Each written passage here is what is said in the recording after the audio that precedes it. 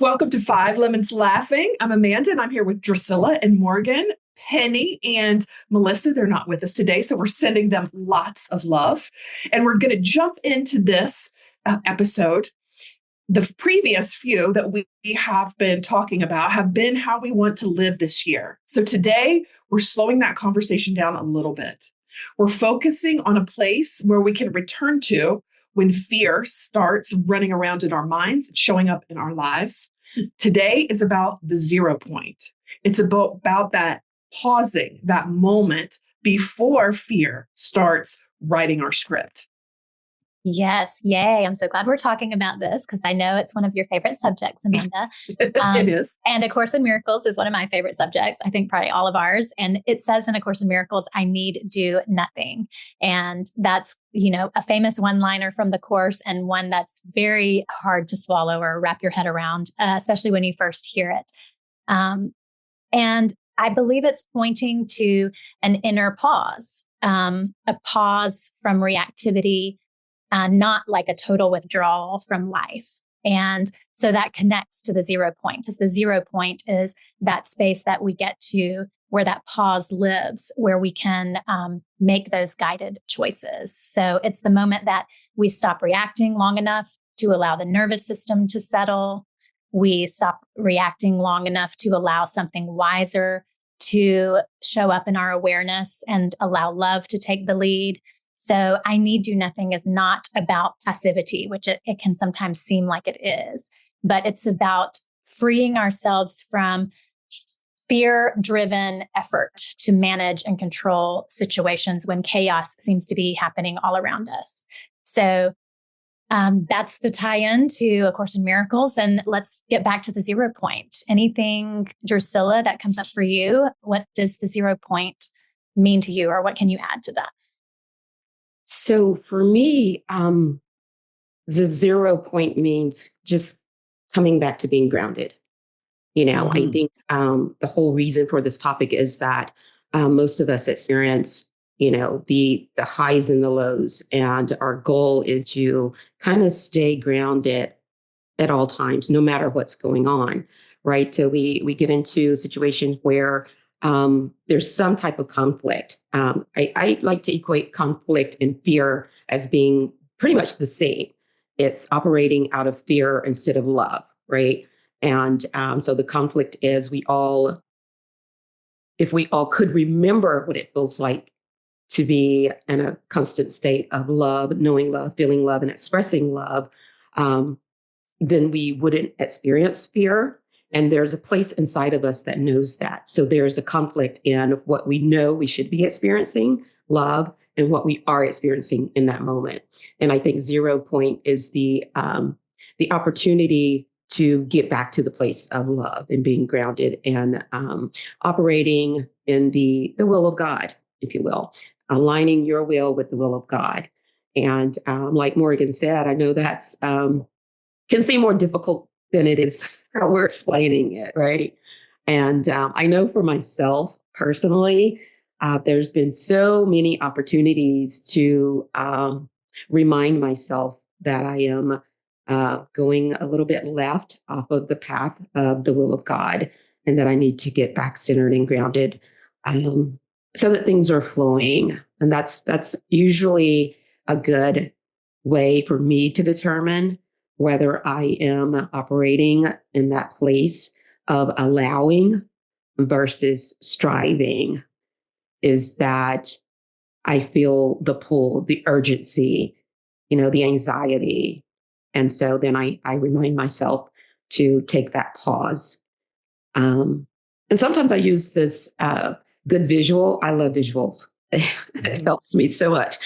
Of dominoes, right? The only way you can stop a set of lined up dominoes is if there's enough space in between two of them, so that when the other one falls, it doesn't hit the next one. And that's what stops the chaos. So, yeah. That's a great visual. Yeah. Yeah. Do you feel it? Go ahead. Do you guys feel it in your body anywhere? Like you described it like anxiety, but does it show up like in your body, or is it in your mind where you like is the cue to remember to pause? Anybody? So you're not asking where the chaos shows up in your body, but where the reminder to come back to that centered and grounded space that Drusilla was describing, if that appears in your body as a sensation? Either one. Is Okay. that yeah, because I would I'm not going to assume anything, but that what is I would that is the reminder, right? When you notice something showing up. Yeah. Mm-hmm. Yeah. Well, to me, the being off center definitely shows up in my body. The being ungrounded and caught up in the story, caught up in the drama, that's what shows up in my body. And that's the way it was designed. Our body, our nervous system is our alert system to let us know when we are thinking a thought that is not aligned with truth. So, and because I've set the intention that I would like to be living as love, practicing true forgiveness, practicing non-judgment, practicing, seeing with Christ vision, all of those things. That's my willingness to allow that remembrance to come in when I notice that my body is off balance, out of whack. And I think this is a very timely conversation with everything that's going on in the world right now, because a lot of people are getting swept up in the chaos of what seems to be going on. And it's more imperative than ever that those of us on this spiritual path remember to come back to the 0 point and hold the center, hold the neutrality, hold the love, anchor in the love. And so that, I think it's a really, really good conversation we're having right now, because we can all use the reminder and the practice. That's Yeah, and thank you beautiful, for Morgan. Go ahead, Drusilla. If I might just add on before you get to your next question, you probably had, Amanda. You're so great at that. That's that, I was just, to your point, Morgan, last night I was watching the news about a lot of the things that are going on in the country, specifically with the ICE raids. And after I turned the news off, I said to myself, boy, I am so grateful that I am not impacted, activated, thrown off by the news anymore. I just remember saying that to myself before I went to bed. And that was, in essence, my check-in to ensure that I was at 0 point again after watching the news. Yeah, beautiful. And there are so many of us and of our listeners who are still activated by the news. And that goes back to Amanda's question, that feeling of activation that shows up in your body as terror, fear, clenched chest, whatever it may be, is your sign, our sign that we are not thinking the thoughts that are aligned with truth. And I noticed it when, and I don't mean to carry us too far down this rabbit hole. We can stay on topic. But when the murder of at that protest in Minnesota happened last week, I remember I was having these thoughts of being so glad that I was not those guys who shot the man. And there was a sense of better than. And that is separation thinking. And it was like that awareness came in that that's how the ego operates and keeps us stuck in the story. And way down here on the battlefield is showing us comparison, contrast, better than, worse than. And so I was grateful to have that awareness come in to help me come back to the 0 point and to help me invite neutrality and, yes, even love to those people, and recognizing that they are acting from a place of lack of love. And the only answer to lack of love is perfect love. So but kudos to you that, you're able to maintain that or come back to that 0 point so quickly when seeing something disturbing on the news. Yeah. So, Amanda. Yeah. Mm-hmm. I'm just processing all of this, we prepare for the episodes, but it's not something I can prepare for. It's like what comes up when we have this conversation, because we don't plan everything. So it's so interesting about just the vibration in the world right now. When I watch the news, I don't feel it when I'm watching it, but I have had a sense of emptiness lately. I've had a sense of unease. And instead of returning to the 0 point or just sitting with that uncomfortableness, I've been avoiding it. I've been eating more than I normally do. I've returned to some of the old patterns just to get rid of the uncomfortableness. And I'm so glad we're having this conversation, because it's a reminder to me that it's okay to sit in the uncomfortableness of whatever is going on. And I don't know if it's because I'm watching the news, or I don't know why that I have been feeling so uncomfortable lately. And I haven't equated it to, like, I've left my center. And Drusilla, when you said the 0 point is about being grounded, it was like ding, ding, ding. I've felt unmoored. I've felt disconnected from, I don't even know, maybe disconnected from myself, disconnected from the source energy. That's what the 0 point is to me. And I'm glad you said God, because that's just an easy word for that divine source, divine unconditional love. I have felt a little disconnected to that. And it feels uncomfortable for me right now to sit in silence and quiet because of all of whatever it is coming up. It's just, I feel uncomfortable in my body right now. And that it has, part of it is because of what's going on in the world. And I haven't put those two things together yet. So I'm glad we're having this conversation. Yeah. Something to ponder. Mm-hmm. There is that collective dense energy that, we sometimes take on without even realizing it. And that's just a beautiful invitation too, like to take it on and transmute it on behalf of the collective. It's like, I think we referenced this in the last episode in Ho'oponopono in the book Zero Limits. They talk about how if it's in your awareness, it's yours to heal back to the 0 point. It's yours to forgive. So, if you're watching the news and you're aware of what's going on, then boom, it's your responsibility to do the work on it and to bring your mind back to the 0 point and to do the forgiveness work. But you also don't have to go looking for things to forgive. Like, you don't have to find out what's going on in, some village in Africa right now and look for things to forgive. You'll be given plenty without going on a treasure hunt for it. I'm sitting here kicking myself in the pants right now, right? Because I was like, I thought I chose an easy path of just healing myself to heal the world. I was like, I think I'm slacking, right? But it's showing up. It is showing up to work on and to heal and to be with. And it is, I just have to say, it's uncomfortable.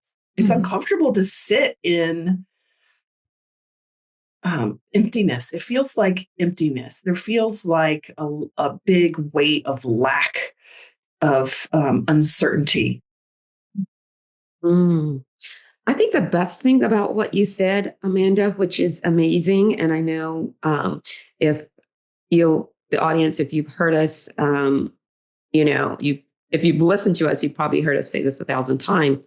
But the awareness in what you've just explained is curative. So it's already done, that you are now aware of what you're feeling and why. And so you need do nothing. That's exactly what Morgan explained in the introduction. Now that you have the awareness, you're at 0 point and you need do nothing. And the goal is to keep returning to 0 point through awareness. That is the goal. Yeah. Thank you. Thank you for that reminder. And my word for the year is acceptance this year, right? So just sitting and accepting all of that. Yeah. Yeah.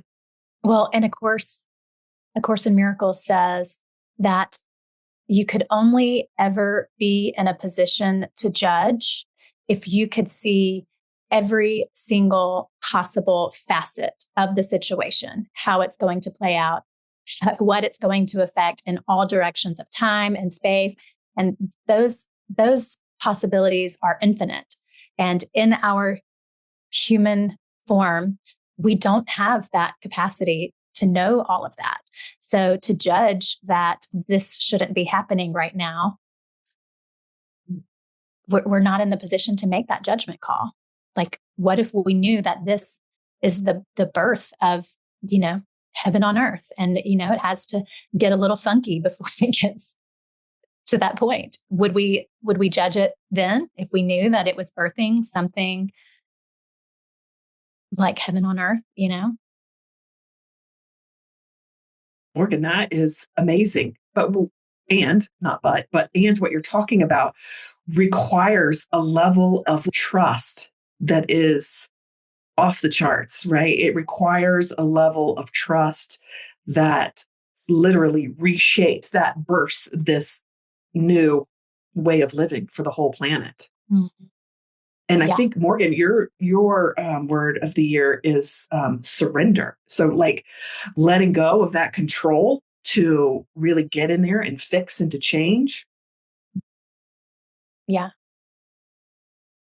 And I like that you brought up the word trust, Amanda, because in order for any of what we talked about to be effective, it starts there, truly,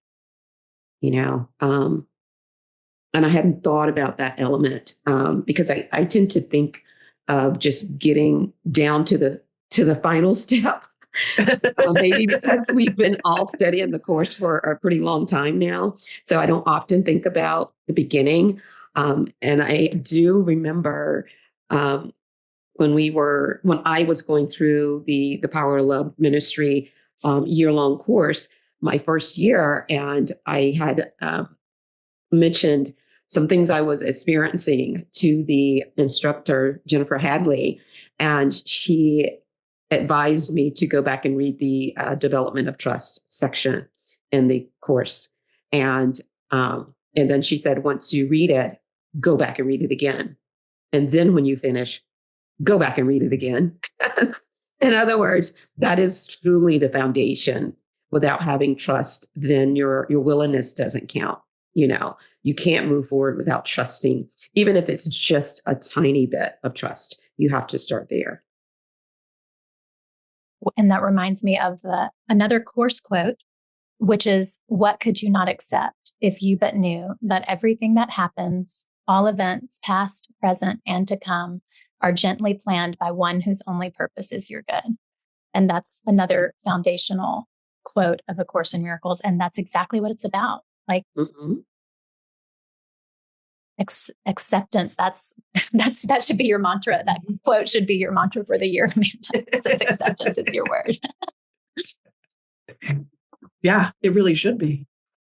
Because to think about it that way, like to really take, Morgan, since you brought up the whole what's going on just in the United States right now, like that's a whole different lens to look at the protests, to look at the actions and reactions. It's to look at what's underneath all of this turmoil, is to actually look at it and to accept that it is for the highest and best, because we don't know all of the pieces and parts that are moving right now. Mm-hmm. Exactly. Yeah. So whether it's on the world stage or just in your personal life, when you've gotten that somatic body cue that you've left the 0 point, what are some ways that you find your way back to it?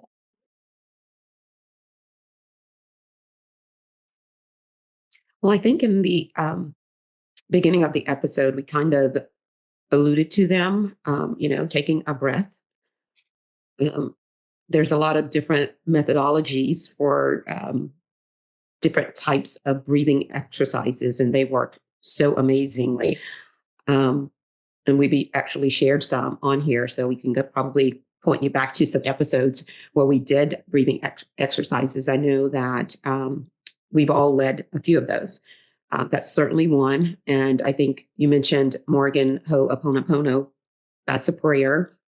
And that one I can say, and I'll let Amanda expand on it because I know she loves it. But I do remember when I used it quite often to get myself back to 0 point. And it's just a little willingness to believe that it works. And oh my God, you can immediately see the impact.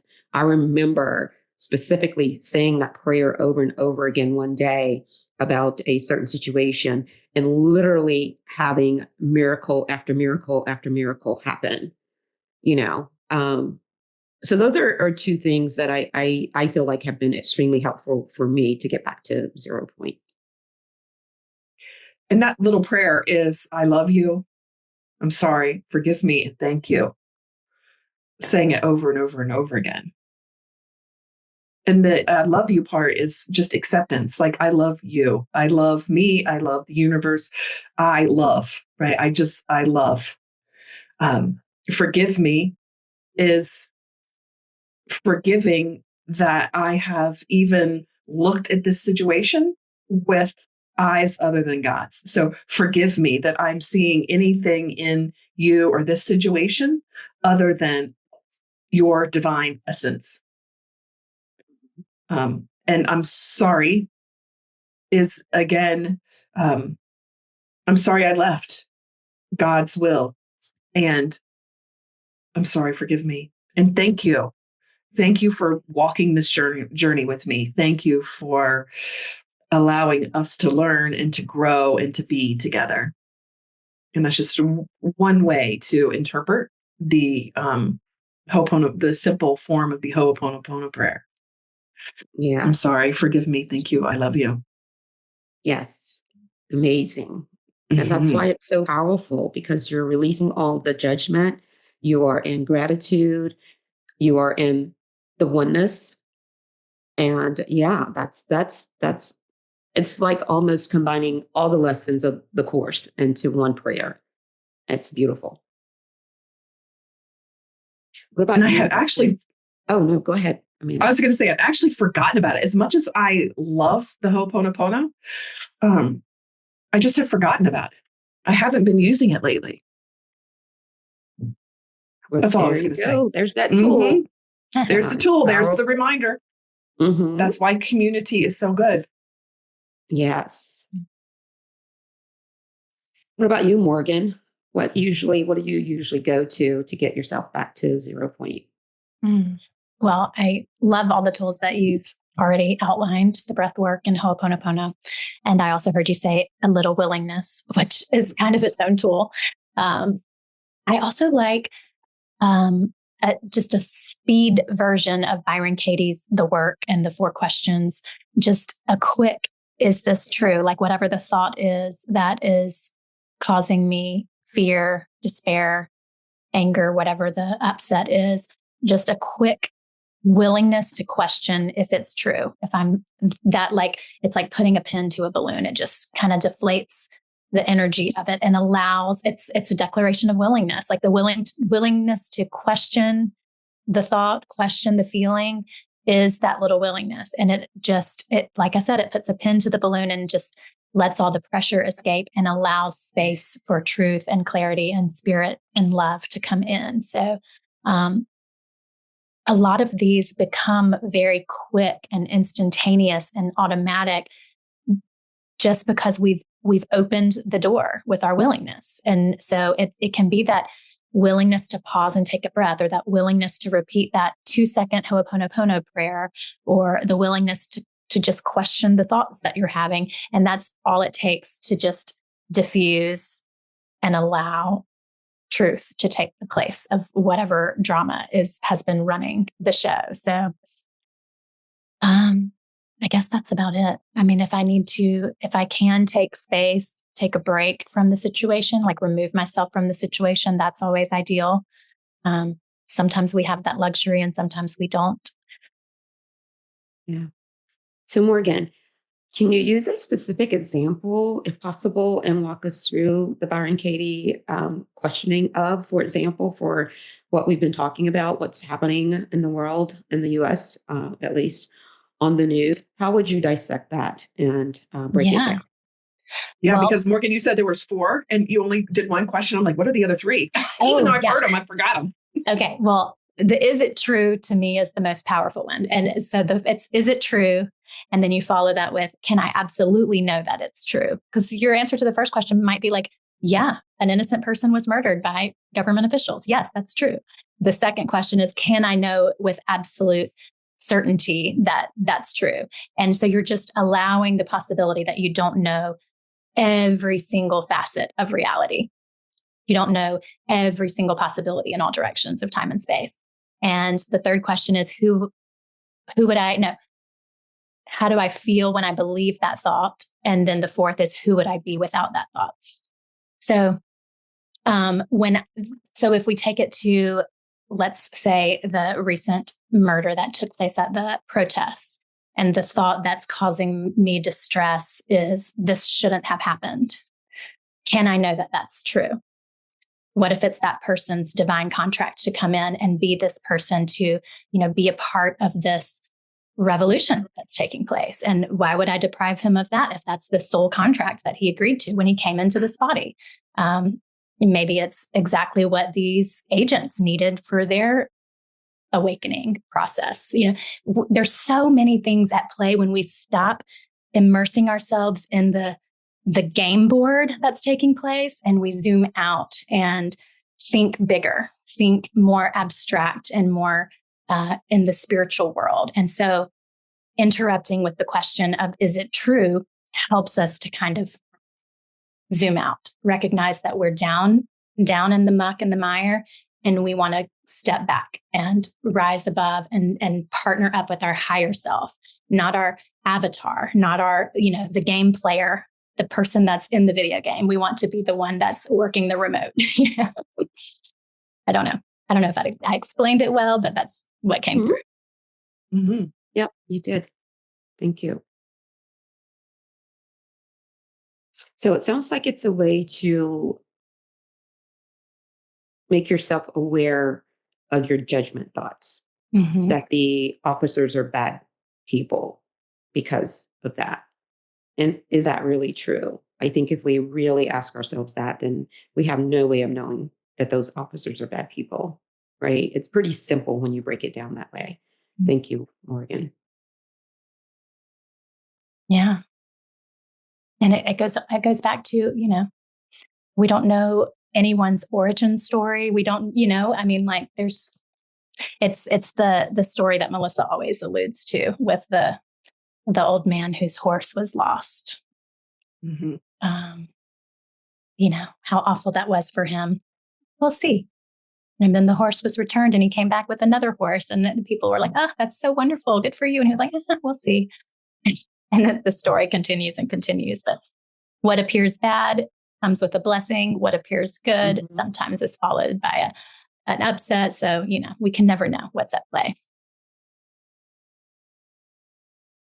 And that really, this big story about what's happening in the United States is what our living, our intention for this year, that's what it looks like. We've talked about acceptance.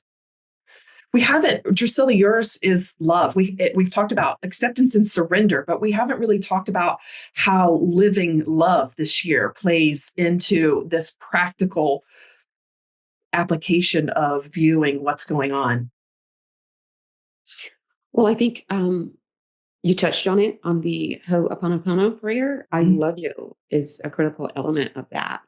And in any situation that we're in that's bringing up fear or conflict or anxiety, sending love can also be one of the quickest ways to diminish those feelings. Sending the person, the situation, sending them love through a quick prayer Amanda, is certainly one of the greatest ways to minimize that.